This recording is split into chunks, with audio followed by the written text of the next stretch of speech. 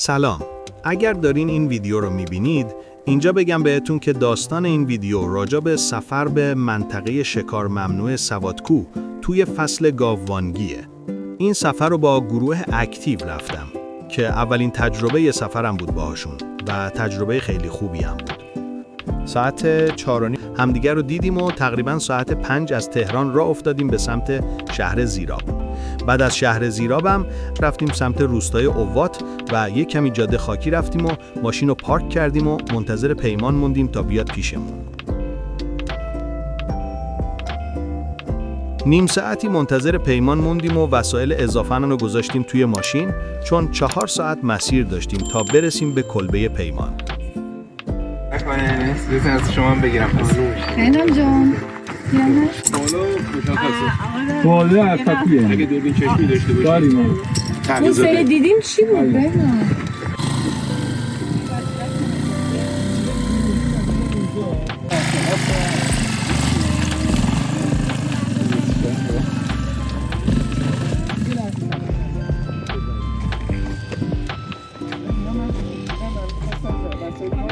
بعد از نیم ساعت پیمان رسید و یه سری از لوازم مشترکمون رو گرفت با موتورش برامون برد تا بالا تا یکم بارمون سبک شه. دیگه کم کم کوله هامون رو برداشتیم و راه افتادیم تو جاده زیبای جنگل‌های هیرکانی. مسیر که شروع شد بهنام شروع کرد برامون یکم توضیح داد راجع به جایی که اومدیم و مسیری که داریم میریم. راجع به پیمان و داریوش گفت که با کارهایی که کردن توی چندین سال اونم تماماً داوطلبانه باعث شدن که اینجا بشه منطقه شکار ممنوع سوادکوه و هیچ شکارچی اجازه شکار نداره. اینجا میذارم یکم توضیحهای بهنامو بشنوید. بعد مثلا اون موقعی که من رسیدیم آزادی جمعیت مرال‌ها چون یکی از گونه‌های شاخص اینجا مرال الان یه مرال شاید گونه‌های دیگه هم شامل می‌شه. انجام رسیده بعد اینکه منطقه شکار ممنوع شد بعد چند سال به حدود 150 سال اینجا جاده کشی کردن.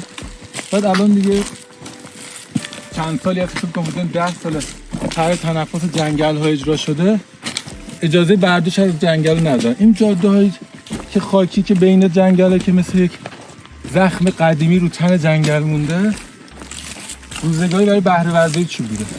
بعد وقتی دیگه ممنوع شده طرح تنفس اومده این همشگاهی که اطراف راهمون هستن نقش چسب زخم دارن. چی کار میکنن؟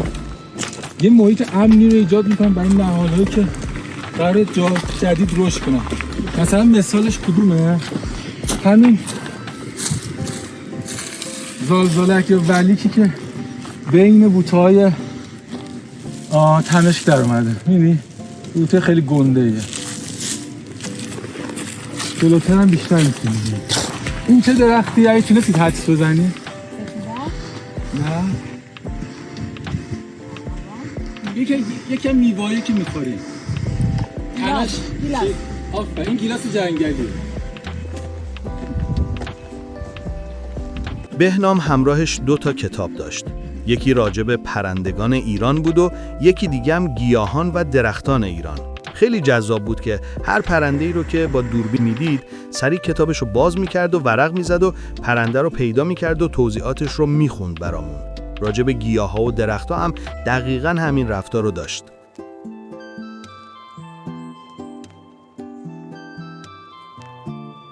دیگه همین جوری راه می‌رفتیم و از مسیر لذت می‌بردیم. کلی هم استراحت کردیم چون خیلی راه می‌رفتیم و بیشتر مسیرم سربالایی بود.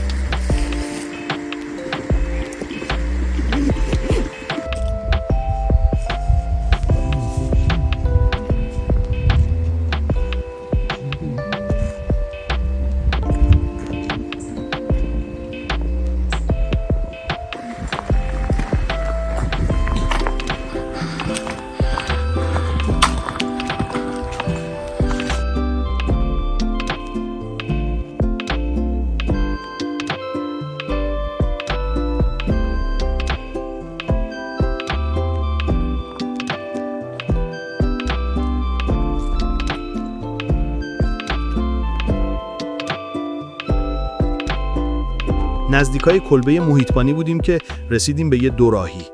پیمانو دیدیم با موتورش که داره میره چشمه برامون آب بیاره برای این 2 روزی که هستیم.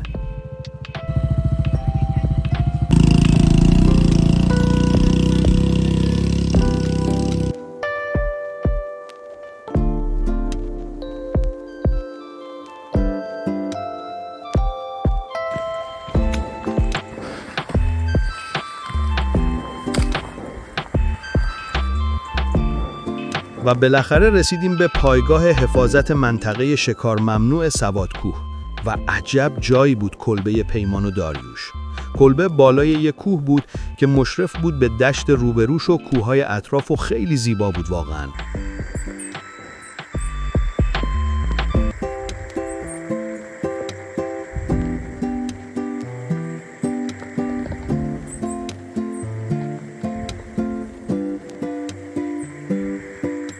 بعد یه کمی استراحت کردیم و شروع کردیم هر کی غذای خودش رو درست کرد.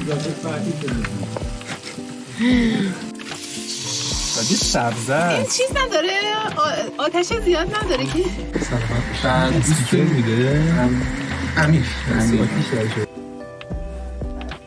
ایلیکایی هم الان سیز که دیدی ته کتاب بیا. حالا من اون قسمت PDF رو دارم. اصلا مثلا مهاجرتشون کیف کرده یا مثلا پرستوی قطبی از بین 2 قطب مهاجرت میکنه یا مثلا اون بادخورک بود مدل پاهاش یه جوریه اصلا تو مهاجرتش نمیچینه در حالت پرواز جفتگیری میکنه در حالت پرواز میخوره زندگی میکنه همه کارشو. بعد حالا یه چیز بامزه تر که به ما کمک میکنه میگم این دوره یا یاد گرفتن مهمه. ما میریم طبیعت گردی تو شهر هر جایی پرنده زخمی پیدا میکنیم. یه اصطلاحی میگفته من بازم میدونم که سرچ کنم میخواد بگه چجوری مراقبت از اون پرنده و مرمت بشه دست پاشو بشه دست بگیرن. پختی میآوردی اینقدر از میخواستی تو درست که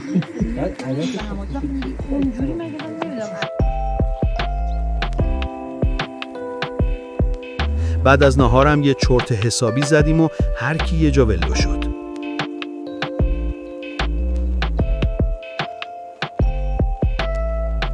بعد از استراحتمون پیمان اومد با گوشیش سری از تصویرهای دوربین طلایی‌های منطقه رو نشون داد و یه سری از رفتارهای مرال رو توضیح داد. راجع به بعضی از شکارچی‌ها تعریف کرد برامون و اتفاقایی که تجربه کردن توی این سالها. صدا شنیدی باید من نیستم برای من زنگ بزن. من زنگ دادم داریوش زنگ زد بالا چوبونه. ما همیشه از روش رد نمیشیم یه صدای شنیدیم. اون صدای مرال که به جاش چی؟ ولی صدای توفنگ رو انا اگه من نباشم من بیشتر الان بارسال الان بذار شروع بشه ما همیشه پایگاه نیستیم. همین تو منطقه پایگاه نیست و این دستی نیست شما. یکی اومده یه صدای شنیدی همه چی باید زنگ بزنیم اطلاع بده. یه چادر دیگه هم هست اون سمت منطقه میخوایم بزنیم این چادرشو برپا نکرد. هر کی اون داخل اون چادر هم هست باید همین حرکت جذب بدن ماده. یکیش چیه بانک دادن اون صدایی که یوغوره ماده اونی که بزرگتره رو چیز میکنه حرمسرا رو درست میکنن باز همین یه دونه اینجا بانک داد یه دونه اونجا. اینا اگه میخوان با هم کورکوری بخونن اینقدر بانک میدن که با صدایی بانکی اینا هر دوشون نر بودن نه بانک میره دیگه بانک میره اینا همه جفتگیشون شروع نشده چسبیشید دورش از اینجا بانک میده. این کدویی هم که گفته بودم کدوی دینی هم همین مثل همین از این سرش بود میکنه تو جنگل پیدا کردیم خیلی چه اینه چیز میشه خواهدیم آینه شد نرشون این صدا رو وسط گاوبانگی بشه با اسپیکر صدا پخش کنی هم میشه. اونو بانک میدن اونو جواب میدن. ببین شما این بانک الان این شک نکن اونجا من دوربین گذاشتم فردا میخوام برم اونجا این روی لش این تک بانکی که دادن شنیدی روی این لش ها تک بانک میده این الان این زمان اول گاوبانگی اینو چیکار میکنن اول گاوبانگی که جفتگیری شروع نمیکنن اینو چله میخوابن چله خوابیدن این 40 روز میان یه جایی که فقط علوفه باشه میخورن قوی میشن خیلی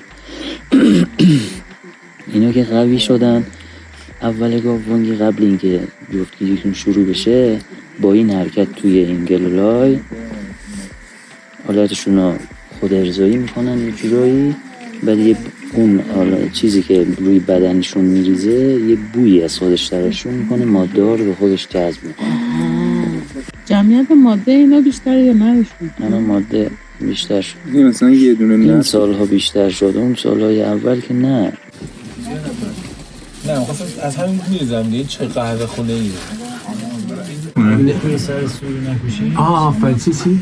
حرف کویه، سر بالای حرف کو، سو همون نور حرف کو رو نکوشی. آها، این هم نور حرف کو هم تشبیه کردیم. بعد بیت بعدیش چیه؟ مثل اشکار چمر رو نکوشی، چشم ها، بعد جنگل جفی ککی رو نکوشی. ککی که کوکو. اینا داد سرسده زیاده. آها. پیمان و داریوش به صورت کاملا داوطلبانه سال هاست که اینجا از محیط زیست مخصوصاً مرال حفاظت میکنن. برامون توضیح داد که مرال گونه چتره و وقتی از مرال اینجا داره حفاظت میشه باعث میشه که همه گونه های دیگه هم زیاد بشن. یه پوستر توی کلبه بود که اینفوگرافیک بود راجع به مرال. تنها در ایران و کشور جمهوری آذربایجان پراکندگی داشته و در ایران در استانهای گلستان، مازندران، گیلان و منطقه کوچکی در سمنان منطقه حفاظت شده پرور زیست می‌کنند. مرال‌ها در فصل شور رفتن فروردین اردیبهشت برای تأمین املاح مورد نیاز بدنشان به محل‌هایی که خاک و گل و لای حاوی املاح معدنی خاکشور دارند رفته و از آنها تغذیه می‌کنند. شکارچیان غیر مجاز نیز در این مکان‌ها به کمینه نشسته و مرال‌ها شکار می‌کنند. همه چیه حیات وحشی اینجا در امانه. چون نمیذاریم دیگه طرف یه خوب بزنه یا این صدای تیر بشنویم میگه خوب باشه یا نمیدونم شغال باشه نمیدونم. خب تا بشنویم مثلا اونجا اون صدایی که میشنم خیلی دوره از شما. خب اگه کسی که مرال بزنه که وقتی نداره سری بزنه کول بگیره بره که 200 کیلو زیر پرچم این کپ کوفلان و قرقاول و هر همه چی اینا دیگه گونه چتر میگن. حفظ می‌کنین آره دیگه.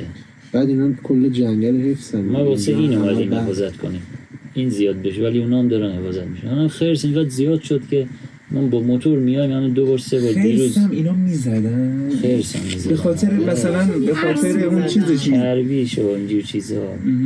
ولی بعضی مثلا یارو میگه خرس ترس نبود. خرس نه مثلا مثلا حمله نمیکنه بهت که ترس داشته باشه. من ببینم خب این آلوچه رو دیدی روز بود بهتون همین آلوچه رو رفتن شکست شاخه‌اش ندیدین؟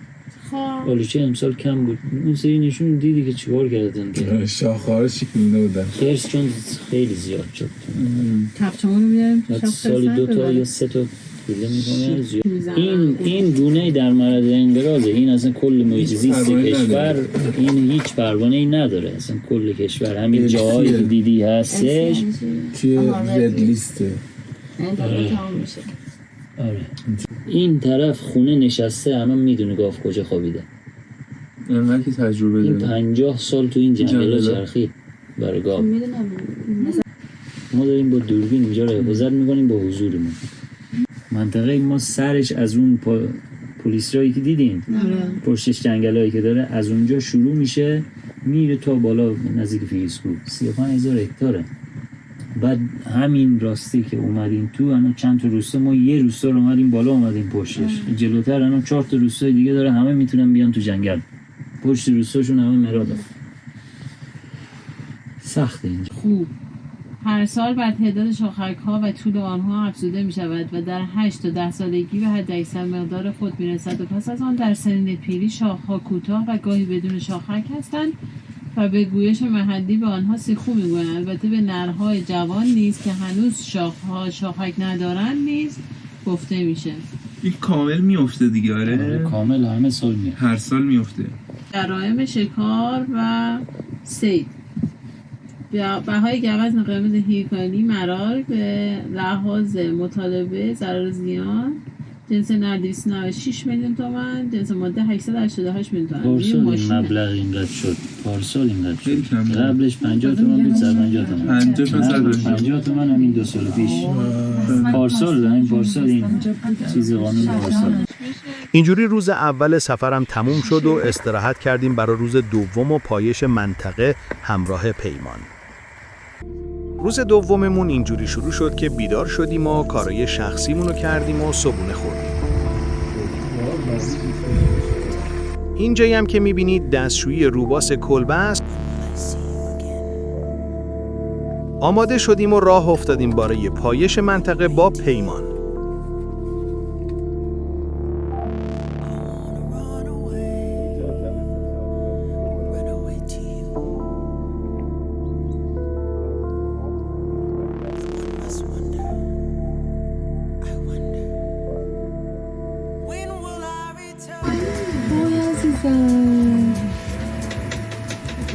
منم ببینم خرگوش هم داره اینجا؟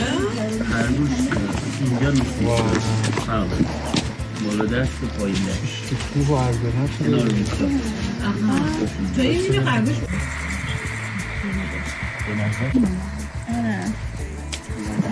پیمان بهمون گفت که طول مسیر باید ساکت باشیم و حواسمون به شاخ و برگا باشه که کمتر پامونو بذاریم روشون که سر و صدا نکنه.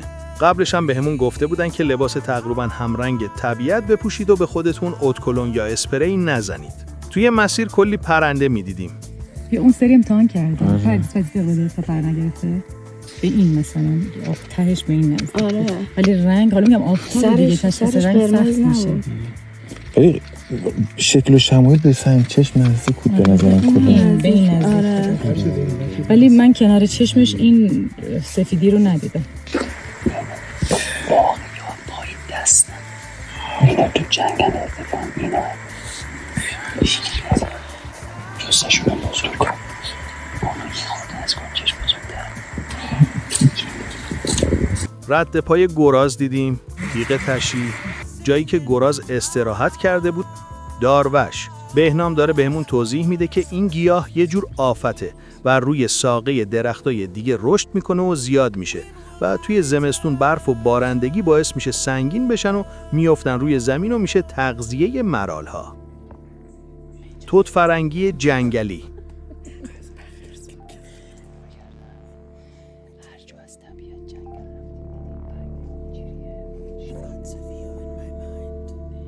اینجا روی این سنگ پشو گراز چسبیده بود.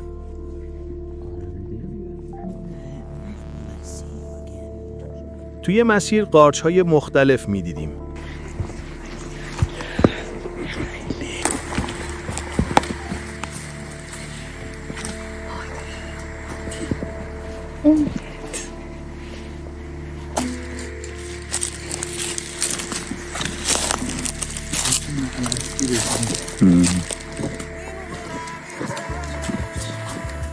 اینو خوش چه قشنگه.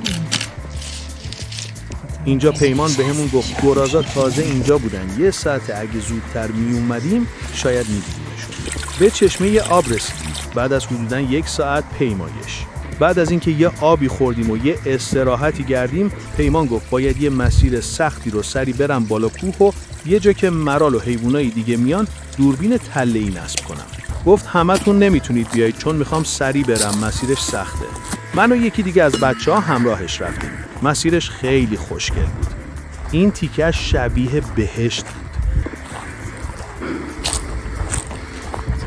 رفتیم جایی که مرال میومد میخوابید رو یکم مرتب کرد. یه کنده بزرگ بود که جابجاش کرد تا جای بیشتری داشته باشه مرال.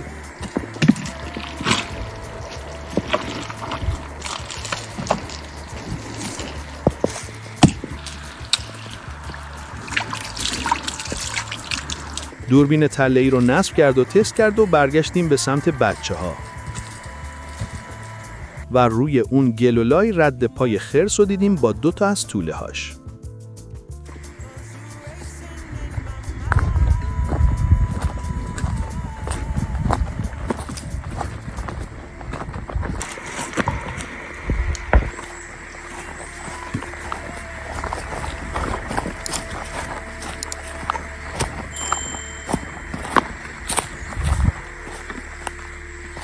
رسیدیم پیش بچه‌ها و یه مسیر دیگر رو همه با هم رفتیم.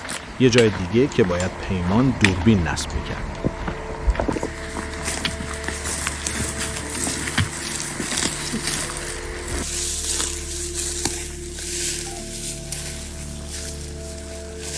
به اینجا اصطلاحاً میگن شور. مرال و حیوانای دیگه میان اینجا. رد پای مرال رو میبینید اینجا. اینجا رو مثل جای قبلی یکم مرتب کردیم اونجا رو و پیمان دوربینش رو نصب کرد. دیگه برگشتیم سمت کلبه.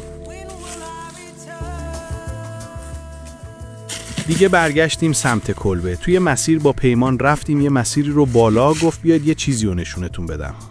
رسیدیم به یه نهال. گفت من و داریوش این نهال رو خودمون کاشتیم. چون چند ساله که دیگه نیست و خیلی کم شده توی منطقه. درخت سرخدار بود. این درخت رو داریوش به یاد مادر بزرگش کاشته بود. بهمون گفت که باید توی همچین جایی کاشته بشه. سایه باشه و رطوبتش خوب باشه. کنار یه مسیل آب کوچیک کاشته بودن. رشدش خیلی کم بود، سالی شاید نزدیکی 1 سانت. ولی گفت که اینجا حالش خوبه و داره خوب رشد میکنه. رسیدیم به کلبه و وسایلمون رو جمع کردیم و با پیمان خداحافظی کردیم. پیمانم برامون این آهنگ مازندرانی رو خون راجع به مرال.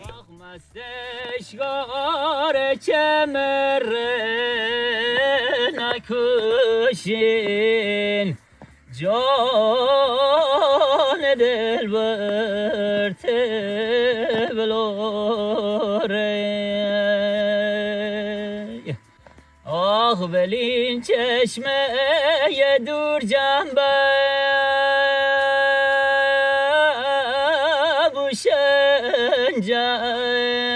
بوشنجم آخ جنگل جفت ککیره نکشین جان دل برته بلوره آخای بروهای نشوم دل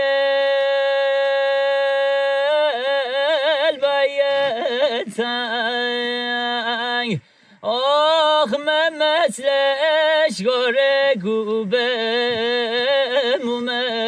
مومبنگ جان دل برته بلوره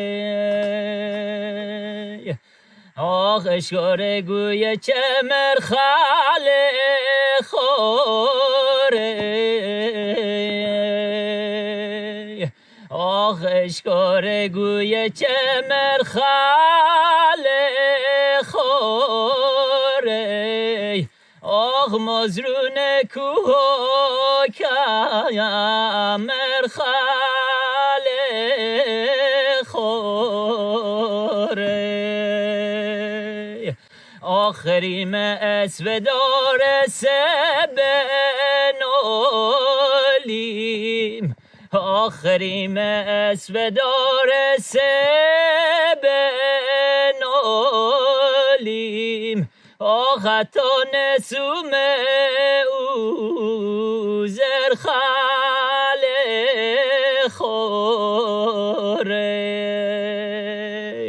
ای نم نمه بارش ای نرمنه باجش آخ بهاره باره کم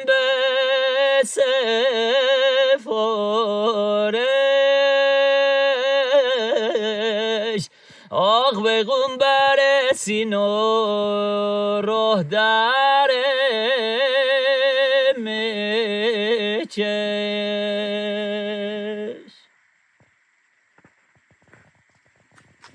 اینم به افتقار عالی بود. بچه با اجازه مواظب خودتون باشید. خداحافظ. اینجوری سفرمون تموم شد و رفتیم به سمت تهران.